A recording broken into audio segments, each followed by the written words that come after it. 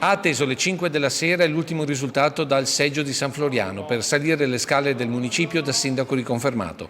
Stefano Marcon per altri 5 anni sarà il primo cittadino di Castelfranco, ma non con quel distacco importante dal diretto concorrente Sebastiano Sartoretto. Perché i numeri danno un calo del 20% sui votanti complessivi, da oltre il 60% a poco più del 40%, ma soprattutto un calo sugli 8.000 voti presi dal primo turno, scesi a poco più di 6.000 e con poco distacco rispetto a quelli di Sartoretto, salito invece di oltre 2.400 voti.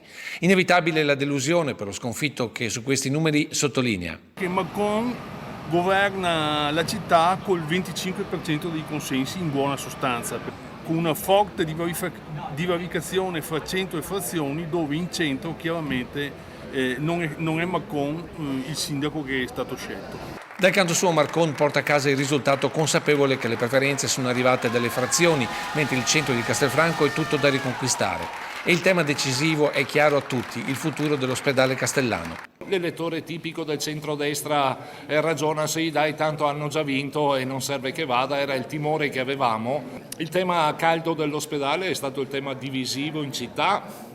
Io credo che la visione dell'ospedale di Castelfranco del San Giacomo sia una visione che la Regione ha in termini futuristici, chiamiamoli così, no? Che paga un po' dazio l'implementazione dell'arrivo dello IOV e che però quando sarà a regime a Castelfranco Veneto forse qualcuno dirà fra qualche anno, forse avevano ragione. Sia sull'astensionismo che sul passaggio dei voti, seppur moderati, di Maria Gomerato a Sartoretto si concentrerà l'analisi della Lega Castellana.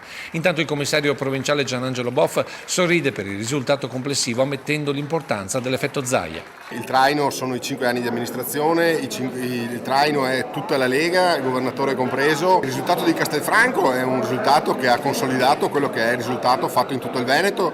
Ricordo che aveva vinto anche Portogruaro, quindi l'elettorato ha confermato il buon governo, ha confermato la buona gestione dei territori. Stasera e domani, ha detto Marcon a caldo, in una sala consigliare gremita di simpatizzanti, è il tempo per festeggiare, ma da mercoledì si ricomincia.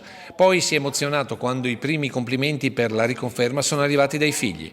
Ciao, congratulazioni papà, vorrei stringerti la mano, ma posso stringere solamente il telefono. Stringilo forte! Sindaco, cosa si prova a ricevere i complimenti dei figli al telefono appena la conferma? Si vede, no? È una soddisfazione perché la famiglia soffre un po' le passioni di chi si candida ad amministrare.